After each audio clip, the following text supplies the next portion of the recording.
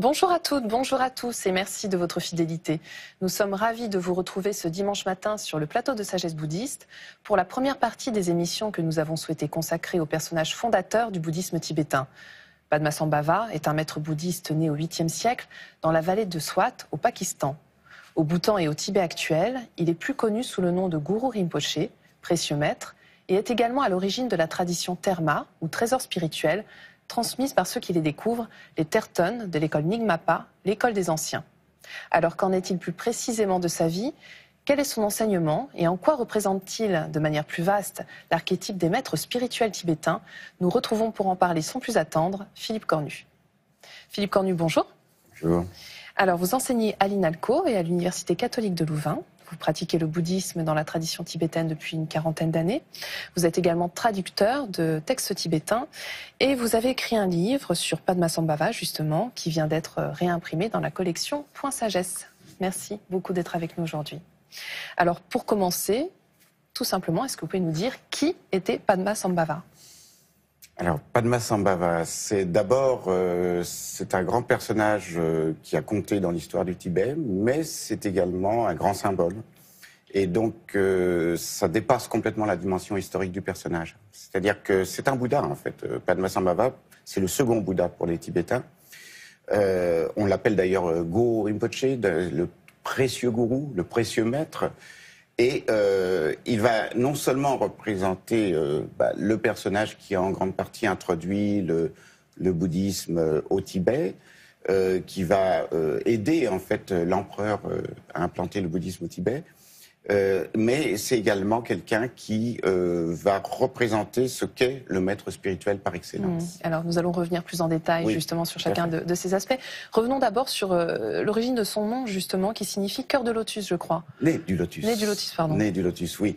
En fait, Padmasambhava, né du lotus, ça se réfère à sa naissance dans une contrée qui a tout à fait existé, qui est l'Odhyana, et qui était située entre le Pakistan et l'Afghanistan, dans la région de Swat.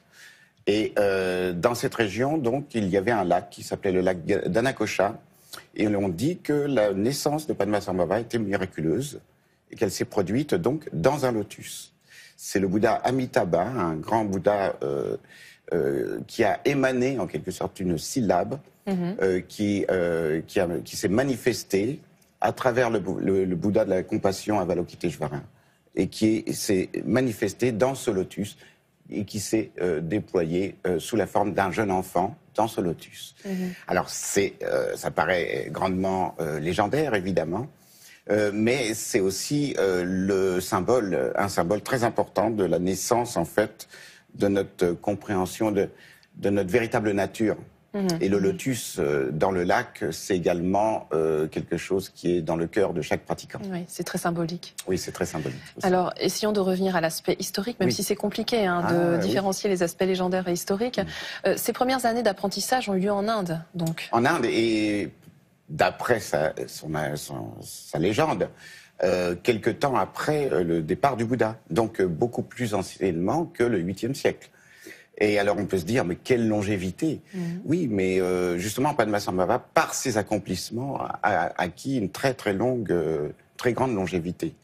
Et il a donc commencé en Inde, alors qu'il était déjà un Bouddha d'émanation, il a commencé son apprentissage, il a fait comme s'il devait apprendre auprès de maîtres indiens tous les aspects du bouddhisme. Et il a toute une activité qui est expliquée dans son hagiographie en Inde, où il va subjuguer des forces négatives, où il va enseigner un certain nombre de choses. Et puis, c'est comme s'il faisait le chemin de s'éveiller, alors qu'il est déjà éveillé du point de vue de sa nature fondamentale. Alors Philippe Cornu, il est ensuite invité par un roi au monastère de Samye. Pour quelle raison ?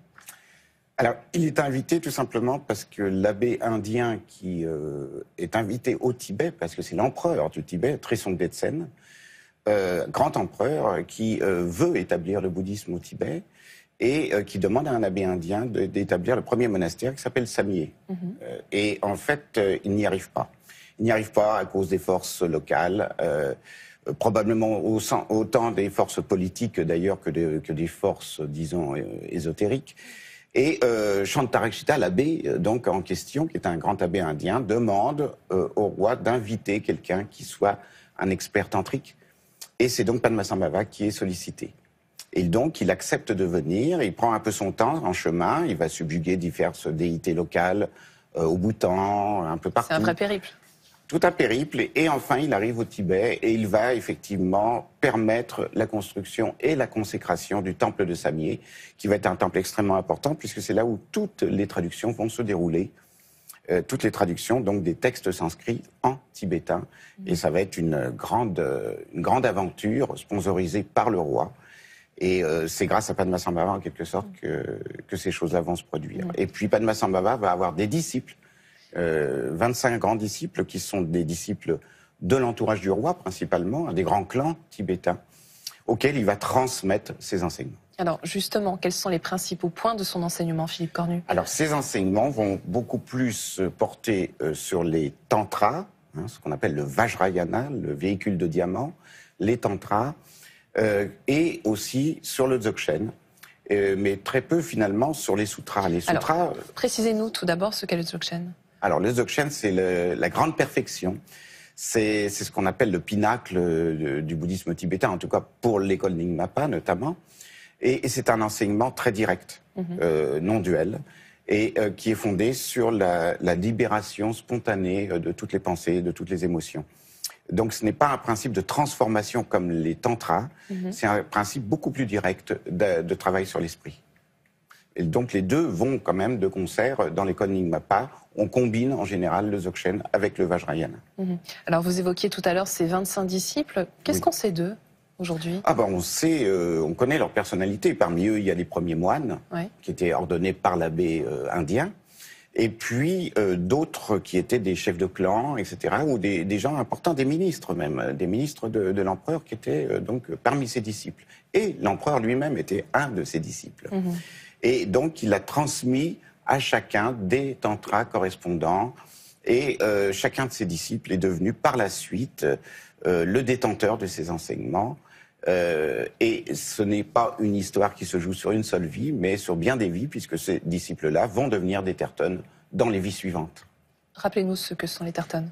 Ce sont des découvreurs de trésors, les trésors justement spirituels, que Padmasambhava a dissimulés à la fois dans des caches terrestres, mais également dans l'esprit de sagesse de ses disciples, pour qu'ils le redécouvrent, enfin que les incarnations de ses disciples redécouvrent aux époques appropriées les différents textes qu'il avait cachés au 8e siècle.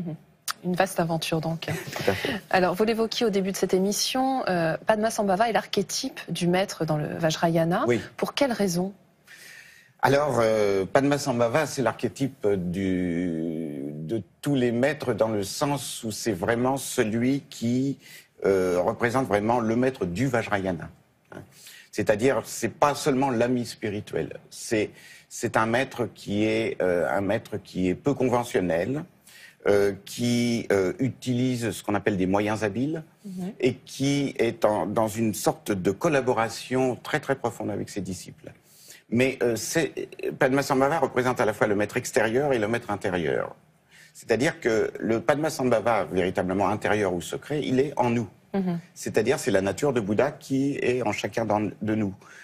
Donc quand on parle justement du lotus dans lequel naît Padmasambhava, c'est précisément le lotus du cœur, dans lequel, sous l'inspiration de la dévotion qui naît à l'égard du maître extérieur, nous découvrons en nous-mêmes notre véritable nature, qui est en fait, qui naît dans le lotus de notre cœur, qui est donc Padmasambhava le plus intérieur. Donc, en fait, Padmasambhava, c'est toujours notre nature. Et même s'il y a un Padmasambhava extérieur, ce Padmasambhava extérieur, c'est une sorte de miroir qui nous ramène à nous-mêmes, à notre véritable fondement. Donc, on fait appel à Padmasambhava extérieur quand on a besoin d'inspiration, quand on a de la dévotion qui s'élève, etc. Mais ça ouvre le cœur et de cette manière-là, on découvre sa véritable nature. Alors, vous venez de dire qu'en fait, il utilisait des moyens habiles de temps en temps, c'est-à-dire, par exemple? C'est ce qui caractérise les tantras. Le Vajrayana est c'est la mise en moyen, en quelque sorte, des principes du grand véhicule, du véhicule de la compassion et de la vacuité. Pour faire passer la compréhension de la compassion et de la vacuité, il faut user de tous les moyens, de tous les subterfuges possibles, de façon à ce que les êtres, selon leurs besoins, trouvent les pratiques qui sont adéquates à leur développement spirituel. Alors, avant de nous quitter, j'aimerais quand même qu'on parle des figures féminines qui ont entouré Padmasambhava, puisqu'il n'y est pas arrivé seul. Il y a eu 2 grandes figures féminines. Oui, alors il a eu 2 grandes épouses mystiques, mais il y en a d'autres. Dans les tantras, il peut y avoir effectivement parfois une collaboration entre le masculin et le féminin qui peut être importante pour un plus grand développement spirituel. Et en l'occurrence, ces 2 compagnes spirituelles sont Yeshe Tsogyal, et qui était une princesse, effectivement, qui était d'ailleurs une épouse de l'empereur, une épouse secondaire de l'empereur, mais qu'il a laissé donc devenir la disciple de Padmasambhava, la disciple la plus proche. C'est elle qui, avec lui, a justement caché, dissimulé les trésors. Et puis Mandarava, qui est une princesse du Zahor, et qui, elle, Zahor, c'est une contrée à l'ouest de l'Inde, et qui, elle, est sa dakini de longue vie, sa dakini de longévité. Donc, l'une est sa dakini de sagesse, l'autre sa dakini de longévité. Expliquez-nous en quelques mots ce qu'est une dakini. Alors, une dakini, c'est un être féminin doué de sagesse et qui, par conséquent, collabore avec les grands yogis en vue de l'éveil de l'un et de l'autre. C'est-à-dire, c'est en fait l'union du masculin et du féminin permet de dépasser l'esprit ordinaire et d'arriver en fait à la nature ultime pour l'un comme pour l'autre des 2 partenaires spirituels.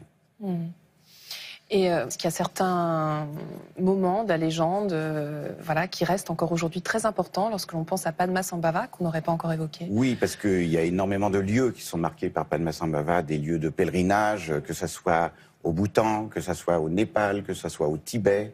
Et tous ces lieux sont vraiment marqués d'une profonde dévotion de la part des pèlerins, de la part des méditants qui vont dans ces grottes encore à l'heure actuelle. Et Padmasambhava, c'est vraiment une figure que l'on rencontre partout au Tibet. Personnellement, j'ai fait un voyage il y a 3 ans au Tibet et effectivement, Padmasambhava est vraiment présent dans presque tous les monastères. Et c'est pas seulement un souvenir du passé, vous voyez, Padmasambhava, historiquement, et finalement, il a une part relativement restreinte au 8e siècle, peut-être quelques années au Tibet. Mais du point de vue de son impact dévotionnel, spirituel pour le Tibet dans son entier, c'est immense. C'est un peu comme le personnage de Jésus par rapport à ce que le christianisme est devenu par la suite. On voit bien que l'histoire elle-même n'a pas l'importance que ça va devenir par la suite. L'histoire elle-même est très modeste en général, mais alors ça a un impact extraordinaire. Alors nous allons explorer la suite de cet impact la semaine prochaine. Merci infiniment Philippe Cornu. Merci. Si vous souhaitez en savoir plus sur ce sujet, voici quelques livres que je vous invite à découvrir, avec tout d'abord celui de notre invité, Padmasambhava, la magie de l'éveil, dans la collection Point Sagesse. Vous y retrouverez la vie merveilleuse de ce maître selon plusieurs sources, ainsi que l'histoire de l'école Nyingmapa et la manière dont son enseignement a été transmis et perpétué jusqu'à nos jours. Guru Rinpoche, sa vie, son temps, publié aux éditions Claire Lumière par Ngawang Zangpo. Et enfin, Les trésors cachés du Tibet, la tradition Terma de l'école Nyingma du bouddhisme tibétain, de Tulku Thonmtu Rinpoche chez Guy Trédaniel éditeur. C'est la fin de notre émission. Vous pouvez la revoir pendant toute une semaine sur le site internet de France 2 en consultant plus.fr. Nous nous retrouvons dimanche prochain pour la suite. Merci à tous de votre fidélité. Je vous souhaite une très, très belle journée.